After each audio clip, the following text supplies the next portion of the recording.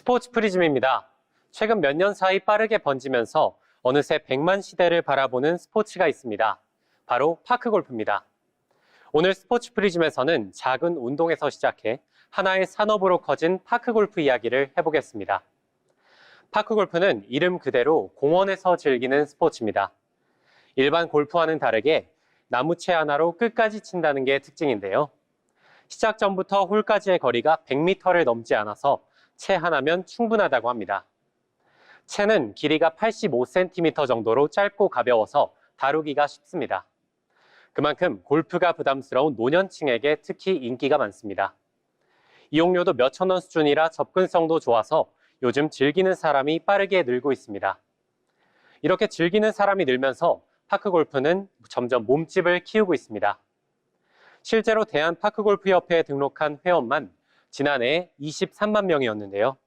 가입하지 않았거나 가끔 즐기는 사람들까지 더하면 업계는 그 수가 100만 명에 달한다고 보고 있습니다. 사람이 몰리니까 경기장도 여기저기 생겨나기 시작했습니다. 전국 파크골프장은 2020년 300여 곳에서 지난해 500곳을 넘어섰습니다. 해마다 거의 20%씩 불어난 셈인데 심지어 지난해에는 그 수가 일반 골프장을 앞질렀다고 합니다. 파크골프의 열기는 경기장 밖으로도 번지고 있습니다. 옷과 신발, 가방까지 파크골프 전용 제품을 내놓는 의류 브랜드가 생기기 시작했고 실내 스크린 파크골프장도 전국에 500곳 가까이 생겼다고 합니다. 이보다 더 흥미로운 건 부동산에 끼친 영향입니다.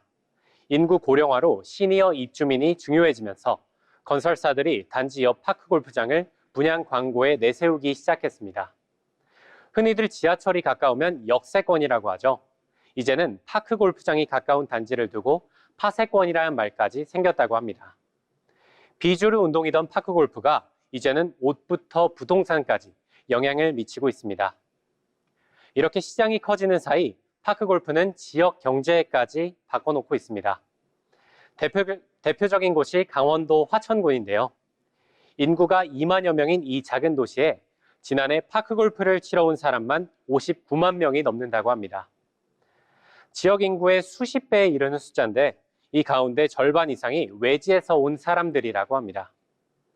멀리서 온 이들이 쓰는 숙박비와 밥값은 고스란히 지역 상권으로 흘러들어갔습니다. 사정이 이렇다 보니 지자체들은 유치 경쟁에 뛰어들 수밖에 없었습니다. 한쪽에서는 입장료 일부를 지역 상품권으로 돌려주고 또 다른 쪽에서는 대회를 열거나 관광 상품을 만들어 원정객을 끌어모으고 있습니다. 하지만 이렇게 빠르게 커지다 보니 부작용도 곳곳에서 늘어나고 있습니다. 가장 큰 문제는 난개발입니다. 급하게 들어서다 보니 농지나 하천 부지에 허가 없이 지어진 경우가 적지 않은데요. 전국에서 적법하게 지어진 곳은 10곳 중 4곳에 그친다고 합니다. 심지어 잔디 농장이나 비닐하우스로 등록해놓고 몰래 운영하다 적발된 사례도 있었습니다. 이런 경우 원상복구 명령을 하지만 단속이 따라가지 못해 그대로 영업하는 경우가 허다한 상황입니다. 여기에 입지도 문제입니다.